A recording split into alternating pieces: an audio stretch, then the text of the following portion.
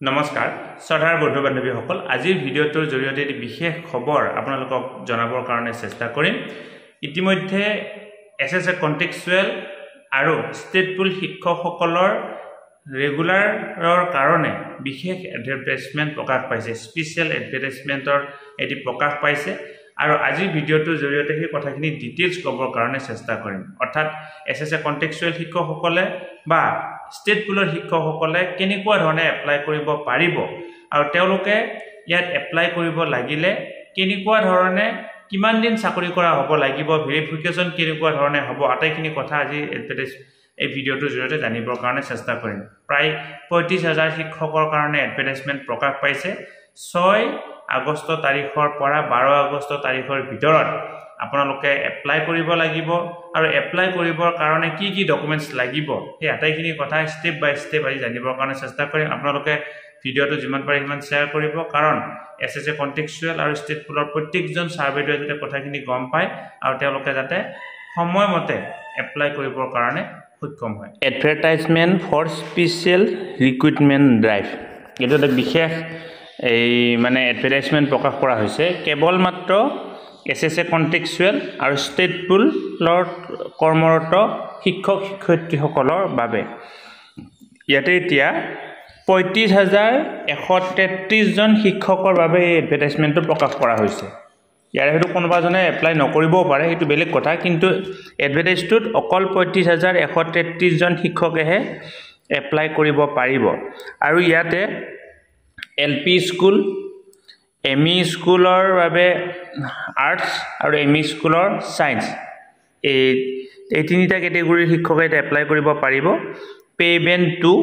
আৰু যেটো আমাৰ স্কেল 2 ১৪,০০০ ৰ পৰা ৭০,০০০ ৰ ভিতৰত আমাৰ গ্ৰেড পেটো ইয়াতে ধৰি দিয়া হৈছে আৰু ইয়াতে আমাৰ ২০১৯ চনৰ যি ৰিভিজনৰ পে আছে পে ৰুল আছে সেই মতে তেওঁলোকে বাকি যিবিলাক সুবিধা আছে ৰেগুলাৰ শিক্ষক কৰ্মচাৰীসকলে যি সুবিধা পায় সেই আটাইবিলাক সুবিধা তেওঁলোকে পাবৰ কাৰণে সক্ষম হ'ব ইয়াতে চাওক যিখিনি কন্ডিশন আছে এই কন্ডিশনখিনি তেওঁলোকে ফিল আপ কৰিব লাগিব প্ৰথম কন্ডিশনটো হৈছে ২০২৪ চনৰ জুলাই মাহৰ ৩১ তাৰিখলৈকে তেওঁলোকে এজন এছএছএ কন্টেক্সচুৱেল বা ষ্টেট পুলৰ শিক্ষক বা শিক্ষয়িত্ৰী হিচাপে কৰ্মৰত হৈ থাকিব লাগিব অৰ্থাৎ তাৰ আগতে যদি ৰিজাইন দিয়া হয় বা তেনেকুৱা কিবা হয় তেতিয়া হলে তেওঁ এপ্লাই কৰিব নোৱাৰিব ২ নম্বৰতে তেওঁ মিনিমাম ৫ বছৰ কন্টেক্সচুৱেল শিক্ষক হিচাপে এই কৰ্মৰত হ'ব লাগিব ৩ নম্বৰতে তেওঁলোকে কি কৰিব লাগিব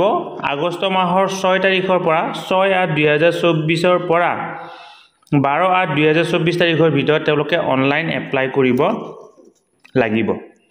তাৰ পিছত নো অফলাইন এপ্লাই কৰা